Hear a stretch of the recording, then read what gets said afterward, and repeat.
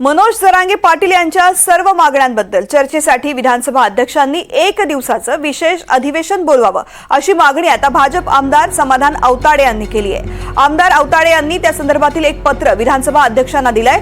कुणावरही अन्याय न होता मराठा समाजाला आरक्षण मिळालं पाहिजे यासाठी विशेष अधिवेशन घेण्यात यावं अशी भूमिका आता आमदार औताडे यांनी जाहीर केली आहे।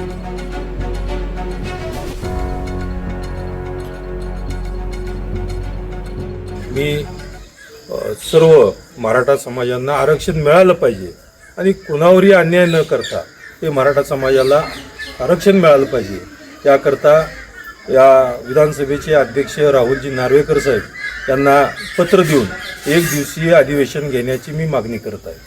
आणि नक्कीच मनोजदादा जरांगे पाटलांच्या या मागण्या त्या मागण्या या ठिकाणी या सभागृहात मांडून त्या सर्व बहुमताने मान्य व्हाव्यात अशी मागणी मी या निमित्तानं करतो।